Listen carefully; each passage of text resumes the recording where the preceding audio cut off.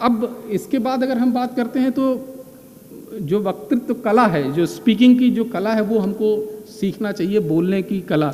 एक बात कही जाती है कि बच्चा जो होता है जब 4 साल का होता है तब बोलना सीख जाता है, लेकिन क्या बोलना है और कैसे बोलना है ये सीखने में पूरा जीवन लग जाता है। और बहुत सारे लोग हैं पूरे जीवन में भी नहीं सीख पाते हैं कि क्या बोलना है और कैसे बोलना है। तो जो स्पीकिंग की जो एक कला है, जो आर्ट है, जो पब्लिक स्पीकिंग है या जो इंडिविजुअल स्पीकिंग है, वो आपको सीखना बहुत ज़रूरी है। तो स्पीकिंग सीखने के लिए ये भी एक स्किल है जो आप सीख सकते हैं। अगर हम बात करें कि जो अभी हम कम्युनिकेशन स्किल की जो बात कर रहे हैं, तो पहला तो हमने कम्युनिकेशन देखा कि एक्सचेंज ऑफ इन्फॉर्मेशन है, लेकिन स्किल क्या है? स्किल जो है वो हमारी लर्नड एबिलिटी है टू डू समथिंग कॉम्पिटेंटली। मतलब इसका मतलब क्या हुआ है कि ये वो चीज़ है जो हम सीख सकते हैं और विकसित कर सकते हैं और बेहतर कर सकते हैं। तो हमको सारे जीवन कम्युनिकेशन स्किल सीखने का प्रयास करना चाहिए कि हम इस कला को सीख सकें और उसको विकसित कर सकें। ये लर्नड एबिलिटी है, ये ऊपर से आपको नहीं मिली है। ये जिसने जितनी प्रैक्टिस की वो उतना बेहतर बोलना सीख पाता है। तो हमको जब भी अवसर मिले बोलने का, सीखने का, घर में प्रयास करने का या पब्लिक फोरम में बोलने का, उसमें बोलना चाहिए और सीखने का प्रयास करना चाहिए। एक अंग्रेज़ी कहावत है, उसमें कहा गया, आप लोग को मालूम होगा, सर्जिकल अगर जिन लोगों की पोस्टिंग होती हो ऑपरेशन थिएटर में, तो जितने इंस्ट्रूमेंट्स होते हैं आप देखिएगा, जितना हम उपयोग करते जाते हैं वो उनकी धार खराब होती जाती है। ऐसा होता है, फिर एक समय के बाद हमको इंस्ट्रूमेंट डिस्कार्ड करने पड़ते हैं।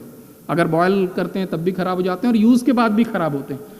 तो दुनिया में जितने इंस्ट्रूमेंट्स होते हैं उनकी शार्पनेस यूज़ करने के बाद ख़त्म हो जाती है। केवल एक इंस्ट्रूमेंट ऐसा है जिसकी शार्पनेस यूज़ करने से बढ़ती है, वो है मनुष्य की ज़बान।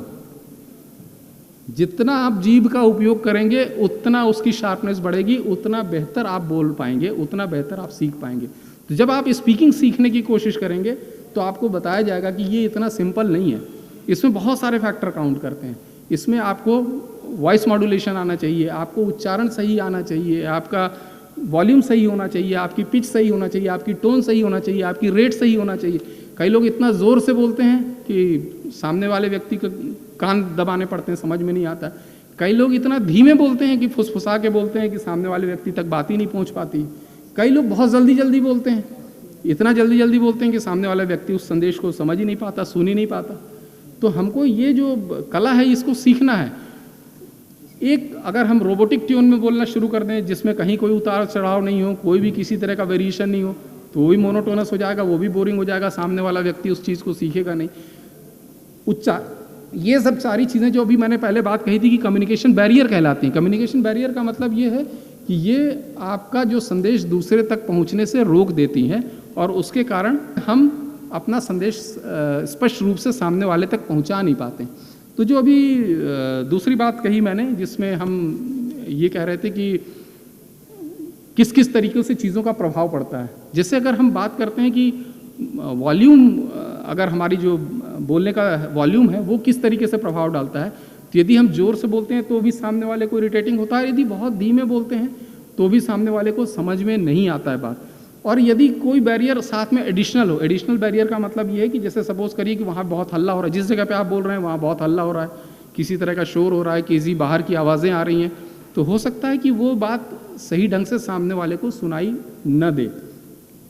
एक बहुत सिंपल उदाहरण है, अगर आप लोगों ने महाभारत पढ़ी होगी, कहानी महाभारत की सबको मालूम है कि जब अश्वत्थामा की मृत्यु की सूचना दी गई द्रोणाचार्य को, द्रोणाचार्य असल में मर नहीं रहे थे, द्रोणाचार्य को मारना पांडवों के लिए आसान भी नहीं था। तो ये जानकारी मिली कि यदि किसी तरीके से द्रोणाचार्य को ये पता चल जाए कि उनके पुत्र की मृत्यु हो गई अश्वत्थामा की, तो शायद वो हथियार रख देंगे और तभी उनको मारा जा सकता है।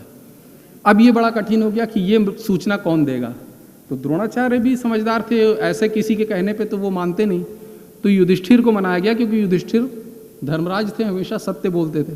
तो लोगों ने कहा कि यदि युधिष्ठिर ये कह देंगे कि अश्वत्थामा मारा गया तो द्रोणाचार्य मान लेंगे। युधिष्ठिर ने कहा नहीं, ये तो मैं नहीं बोलूँगा, मैं तो झूठ बोलता नहीं कभी। अब उनको बड़ी तरीके से मनाया गया कि नहीं कुछ तो बोलिए आप, आधा तो बोले अच्छा मैं ये जरूर बोलूँगा, नरो व कुंजरो। भीम ने कहा कि मैं एक काम करता हूँ, एक अश्वत्थामा नाम का एक हाथी है हमारी सेना में, मैं उस हाथी को मार देता हूँ। तब तो झूठ नहीं है ना, तब आप कह देना कि अश्वत्थामा मारा गया, ये मत बताना कि आदमी मरा कि हाथी मरा। तो युधिष्ठिर ने कहा कि ठीक है, तुम हाथी मार दो तो मैं इतना बोल दूंगा कि अश्वत्थामा मारा गया, लेकिन एक शर्त है कि मैं उसके आगे ये भी बोलूँगा नरोवा कुंजरोवा। तो अब बड़ी समस्या होगी कि अगर ये बोल देंगे तब तो बात स्पष्ट हो जाएगी, तब द्रोणाचार्य को शंका हो जाएगी कि पूछेंगे फिर द्रोणाचार्य कि कौन मारा गया, नर मारा गया कि कुंजर मारा गया। तो बोला, भीम ने कहा कोई बात नहीं, इसका बड़ा आसान तरीका है, बोलने तो दो उनको। गए, उन्होंने, युधिष्ठिर ने कहा अश्वत्थामा हतो। जहां अश्वत्थामा हतो बोला उसके बाद भीम ने पूरी सेना तैयार कर रखी थी। किसी ने दुंदुभी बजाना शुरू कर दिया, किसी ने नगाड़े बजाना शुरू कर दिए, किसी ने ढोल पीटना शुरू कर दिया। उस हल्ले गुल्ले में नरोवा कुंजरोवा बात द्रोणाचार्य को सुनाई ही नहीं दी। द्रोणाचार्य को केवल इतना सुनाई दिया गया कि अश्वत्थामा मारा गया और उन्होंने हथियार डाल दिए।